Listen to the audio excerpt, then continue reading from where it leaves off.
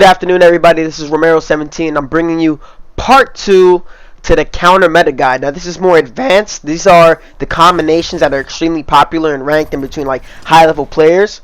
So, I'm going to show you every single counter that's relatively is high percentage and is pretty effective. Obviously, when you counter is up to your discretion. Not every single time that you slip or dodge a move is going to be the opportunity for you to counter. But without further ado, we're going to get on the leads. Basically like the two-strike combinations that people use to set you up into something else. Very basic one here is the double jab. Usually characters that have a high level jab, people are going to utilize this strategy. So if they're throwing double jabs, as long as you slip that second jab after blocking, you'll be safe. Very simple. You can follow up with a slip straight and a lead hook. Another thing that I want to show you guys right here, notice that I'm not losing any head health at all. You see how my block is overcommitted there into that front block, right?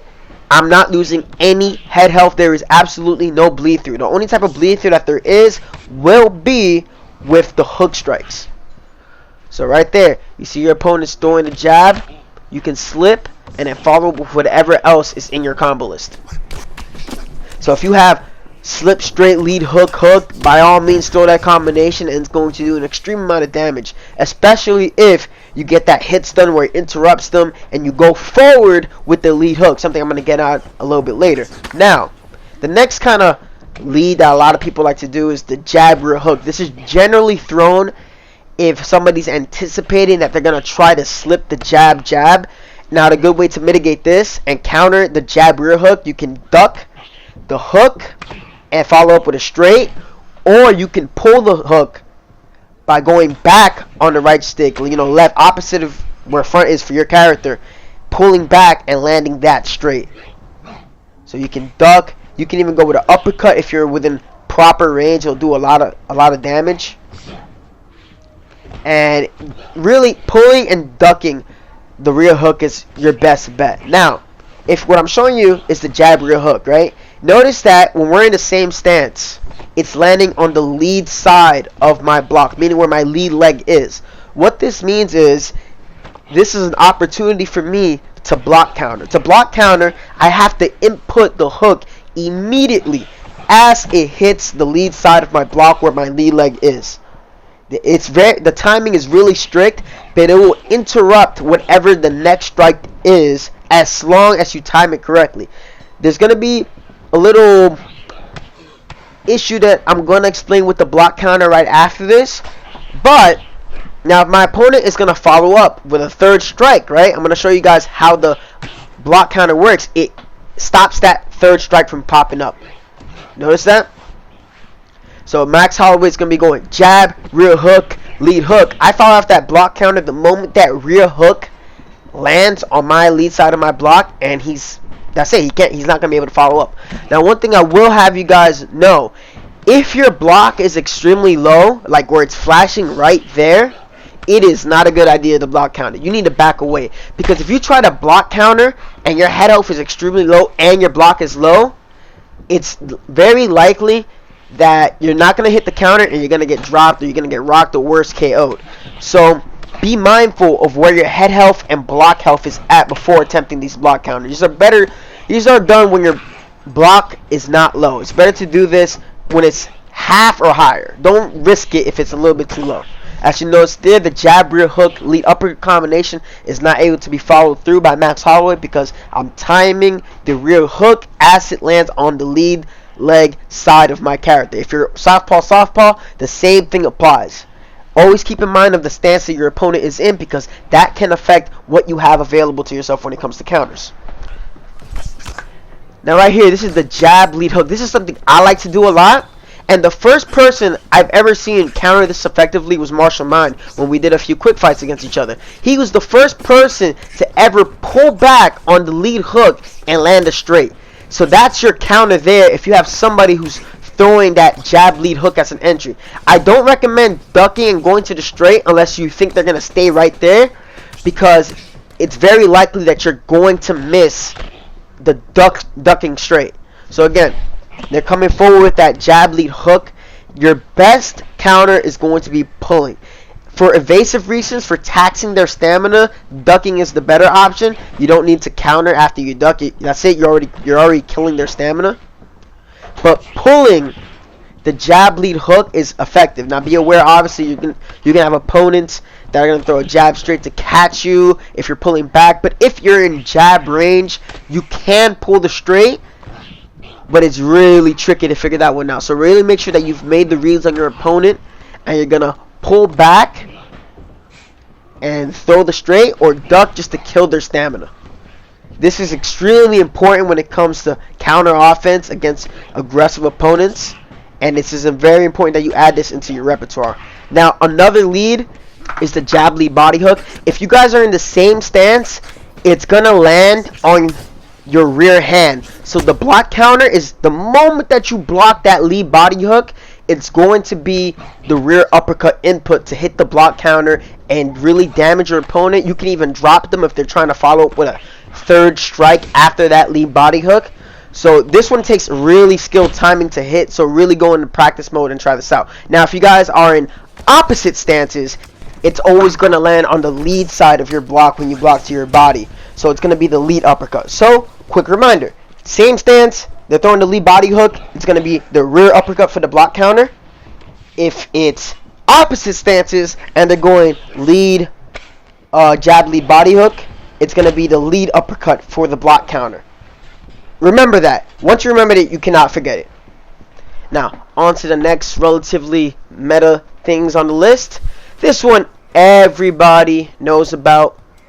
It's the basic jab uppercut hook. This combo, what makes this combo so deadly in the sense that if your opponent cues it up, there is nothing that's going to beat it in the trade. Like, the best thing you could do is throw a jab lead hook, since it's relatively safe and you can kind of back up out of range, kind of use it as a check hook. But really the only thing you can safely trade is going to be the jab, and you have to get out of range if they're queuing that combination up. However, there is a way to counter it, and I'm going to show you guys how to do it. You can pull the jab uppercut hook, you can duck the jab uppercut hook. Your range and your height for your character is going to affect what's available for you, but we're going to queue it up right here. And now for the jab uppercut hook, right, jab uppercut, you can duck it, follow up with a ducking uppercut. They go jab uppercut, you can pull, follow up with a lead uppercut. Sometimes you can go with the rear uppercut, but really that works best when they're really low on stamina.